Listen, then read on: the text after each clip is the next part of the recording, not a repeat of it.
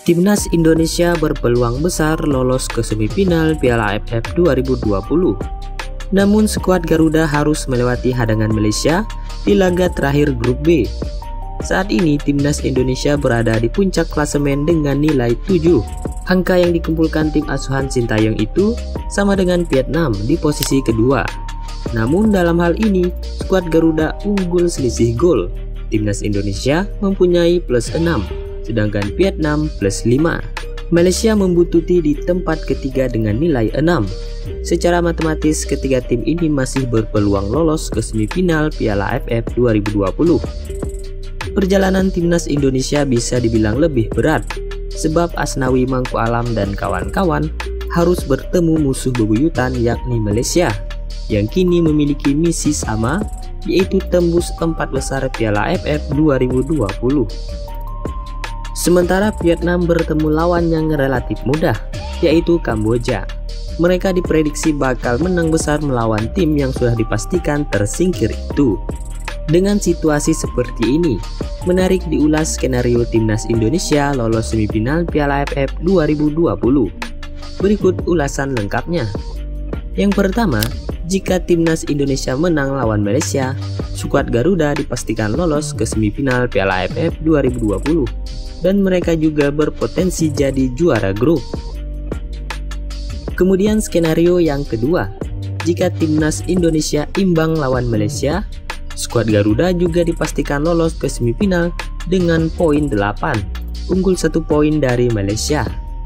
Pasukan Sintayong akan jadi runner up jika Vietnam mengalahkan Kamboja. Dan yang terakhir, jika Timnas Indonesia kalah dari Malaysia, skuad Garuda masih berpeluang lolos ke semifinal, tapi syaratnya Vietnam juga dilibas Kamboja. Meski demikian, ini tidak langsung membuat Timnas Indonesia lolos lantaran selisih gol akan dihitung. Timnas Indonesia akan tetap tersingkir jika kalah telak dari Malaysia, sementara Vietnam kalah tipis dari Kamboja. Tapi kayaknya sulit untuk Kamboja mengalahkan Vietnam.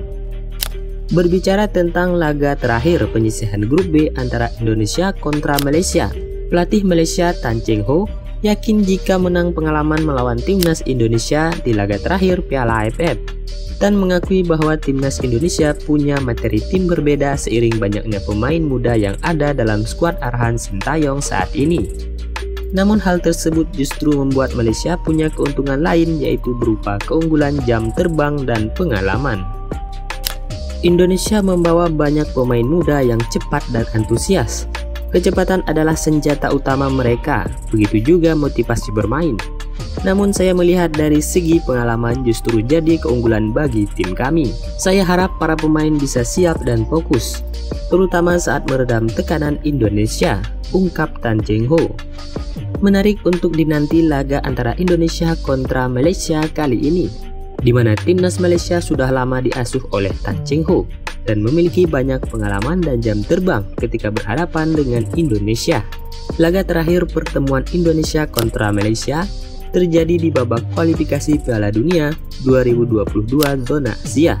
Kala itu Timnas Malaysia unggul atas Indonesia dengan skor 2-3. Kita doakan sama-sama semoga Timnas Indonesia bisa meraih kemenangan dan lolos ke babak semifinal Piala AFF tahun ini.